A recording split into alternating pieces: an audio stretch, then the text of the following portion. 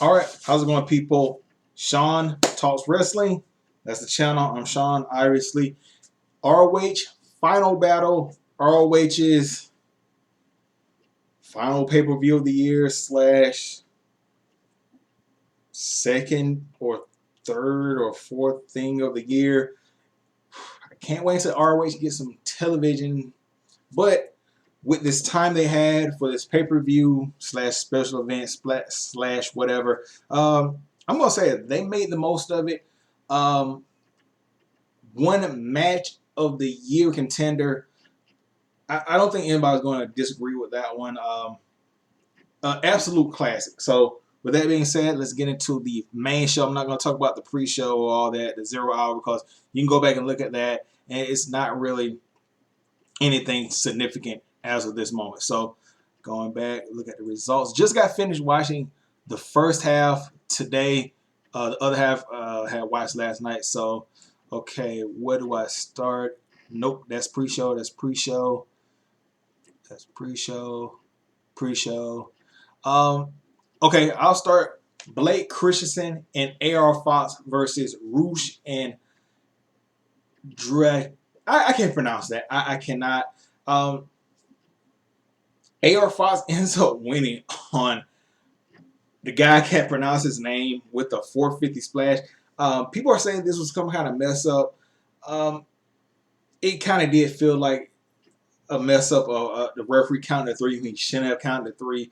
The only good thing about this is that AR Fox is finally getting the well-deserved respect he's deserved for all these years. Hopefully, he gets some kind of spot in either Ring of Honor as something or AEW. Guy's been talented for years, just been unappreciated. Blake Christian just fucked up a lot in this match. Roosh is Roosh. Roosh is what John Moxley wants you to think he is. Roosh is a badass who hits hard, believable as a face or a heel. This Roosh is, he's a centerpiece of Ring of Honor. Like, I personally didn't like Roosh when I first saw him. I was like, man, why is he in that championship role? But as time goes on, I saw some of his matches and everything. Like, I get it, believable, badass. So, match, I'll say it was barely watchable, barely.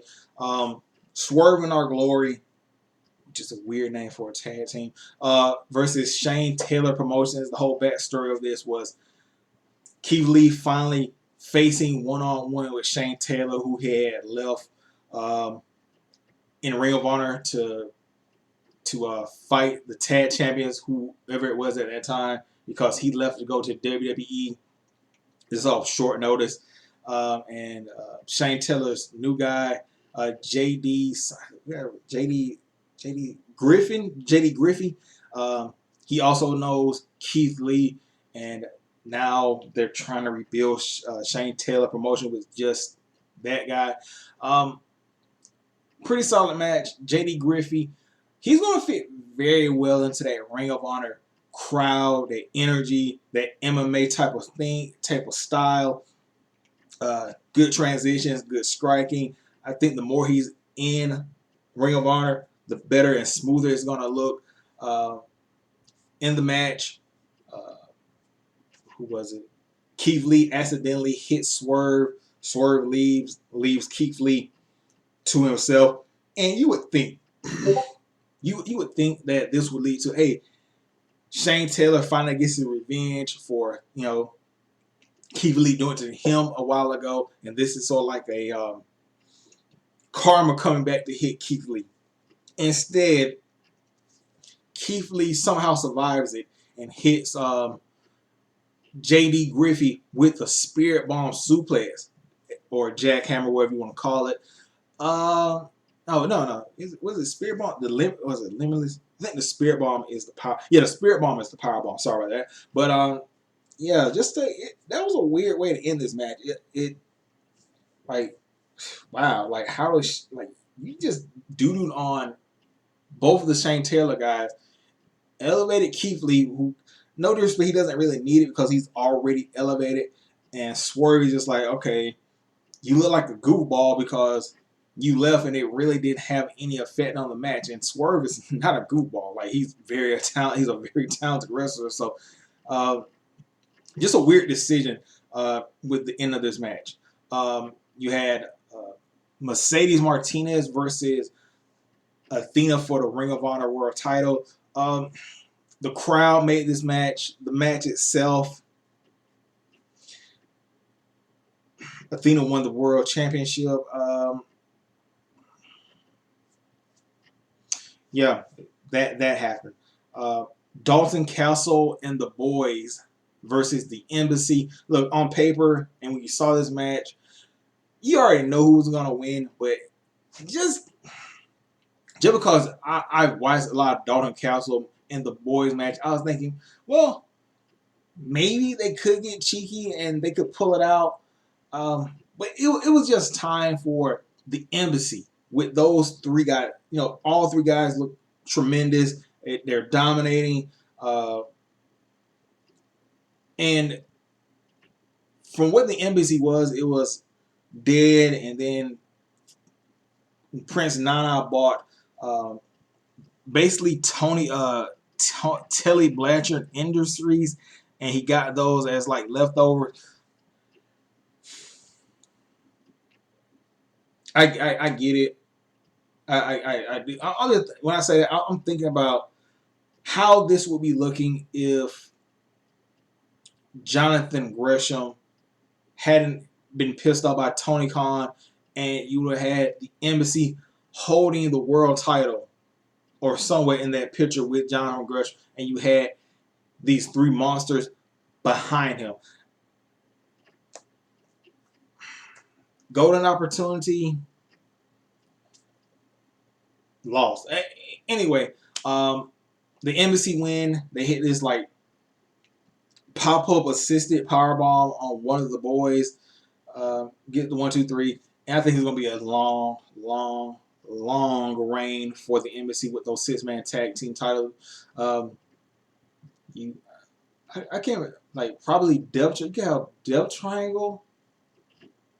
Depth Triangle maybe facing the Embassy. You can also have Trent Seven. He brings in Tyler Bate, and you had Kip Sabian. That could be something. The Best Friends. They could bring in teams. The Bullet Club. They could bring in. Don't know how well they're working with Impact. It's a variety of people you could bring in there for the 6-man championship. So, yeah, Embassy wins the 6-man championships. Not mad at that at all. Before we get into that one, Daniel Garcia versus Wheeler Yuta. If you like pure championship wrestling, you're going to enjoy this match. Solid match. Nothing really.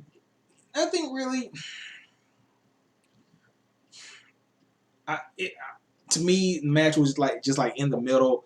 Was it something I would watch again? Probably not. Did it have memorable spots? Not really. Wheeler Yuta ends up winning the championship with the hammer elbows. I think personally, just personally, if you're trying to rebuild this from the ashes, Ring of Honor from the ashes, you already have Samoa Joe with the. Why not just have Daniel Bryan versus Daniel Garcia for the pure championship? Wheeler Yuta, great guy, great wrestler. He's just not it at the moment. Like he's just like, I got the mean, serious face, and that's it. Like the guy's not it. Like, and that's no slight to Wheeler Yuta. It's just that's not it. Like he's just there as a wrestler. He's not there as a wrestler, if that makes sense. Like he's boring, and I know I like Jonathan Gresham, but I think Gresham when he was in that role, I'm just giving an analogy, no slight, but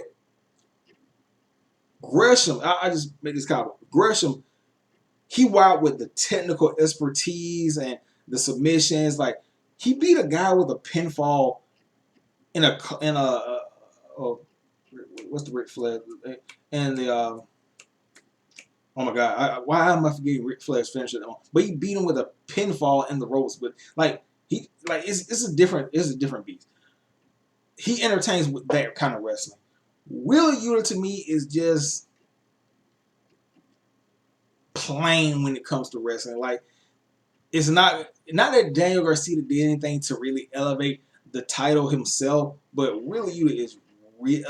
At least he had something like with the Jericho Appreciation Society that added some color.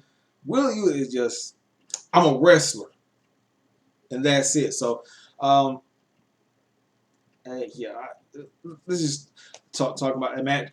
FTR versus the Briscoes, match of the year, best dog car match I've seen. I know people want to say like the CM Punk thing, but I'm not even going to compare that one. That was something else. This is the new standard for dog collar matches. Hell, I would say tag team wrestling, but this was more of a fight.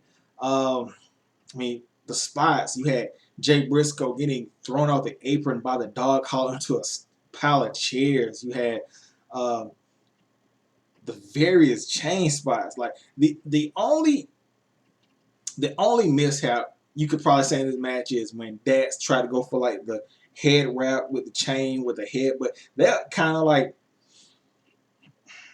I want to say put a blemish, but it was just like, come on, bro, like what is that? Um, but everything about this match, just like the physicality, the violence, the storytelling, like this match was a masterpiece on canvas. Enjoyed it. I watched the match last night live, and I got finished watching the first half of the pay per view today, and I was just like, I gotta watch the match again. It's that good. This match, oh, what's another spot? Like the twisting power that Dax hit on Jay. Um, he just uh, the chain spot where like Mark was trying to get Dax, but Cash pulled the chain at the right moment. It's just like, yeah, man, do yourself a favor. Watch this match. This match, incredible, start to finish, the atmosphere, the crowd, the wrestling, the violence, just everything about this match, just wonderful. And let me just go on a side tangent, just real quick. Tony Khan, why aren't the Briscoes on television? Promo. I know people have done a lot worse than the Briscoes about the gay stuff, and they're still on television. Like you could just call them the brothers and just like slide them by and get them on. I don't know, man. The Briscoe brothers, them not being on AEW television or having some kind of like Ring of Honor TV, not having them highlighted is a travesty to wrestling itself. And now they're gonna have the belts, and what are they gonna defend them? What in March, April? Like I don't get it. Anyway, Samoa Joe versus Juice Robinson. Um, I want to say Samoa Joe breezed through this match because Juice Robinson did put up a fight, but um, we knew Joe was gonna win. He ends up winning with the muscle buster off of the top rope. Uh, this was pretty much like Americans fans' first time really seeing Juice Robinson kinda in like a big setting, and he didn't disappoint. But you knew Joe was gonna win. Decent match. Uh, Main event: Claudio Castagnoli versus Chris Jericho. Um, End of the match, and this was like one of the best matches Jericho's wrestled this year. But the end of the match comes with Claudio beating Jericho with the spin. I don't. Has he ever won a match in like WWE with that move? Like I'm not sure.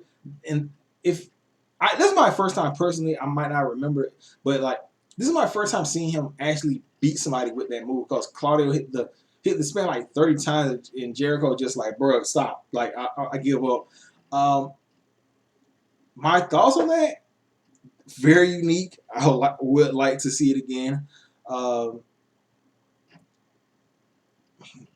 I'm trying to think, like, large guy spinning you around 30 times, disorienting, your body pulling at the force. Yeah, I mean, I, yeah, yeah, you would tap out. I mean, especially if the guy has no signs of like slowing it down, because like I can only imagine like 30 spins and you're just dangling. You're gonna start to feel something. So if you think the guy could get to 40, 50, 60, and you don't have an escape plan, you're gonna, and like there's somebody there, you like, hey, stop this guy, like please stop him. Like I can't take it anymore. So it's a non-believable, believable finisher, because it would be like getting stuck on like one of those amusement park like merry-go-rounds, like that's going like really fast, like malfunctioning super fast, and you can't get off a merry-go-round. Uh, you're not just gonna sit there and be like, oh, well, ooh, ooh, ooh. You're gonna be like, hey, somebody stop that. Somebody please stop this machine. And it's the same effect. So now Claudio has the uppercut, the neutralizer, and the swing as a finisher. Like I said, I don't. Did he ever use a swing as a finisher in WWE?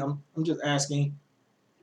Anyway, Claudio Castagnoli, the new Ring of Honor World Champion. I think the biggest question with this match is, let me hit this coffee. Blackbird Coffee Shop. Anyway, so the biggest question out of this match to me, just as personally, Ring of Honor has no television deal at the moment. They only do pay-per-views like maybe every 4 or 5 months, maybe less than that, maybe 3 months, whatever. Who goes after Claudio? Or do you send Jericho back at him? Um, how does Claudio get the World Championship over? Wrestling only on like Rampage or Dynamite? Because let's be honest, Claudio, excellent wrestler, technically sound.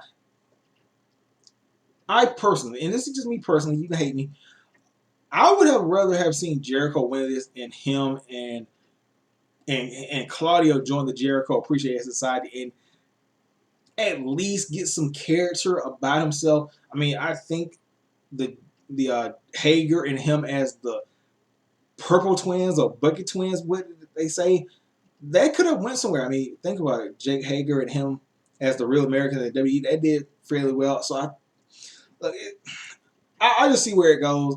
Claudio Castagnoli, great wrestler. Personally, I would have been.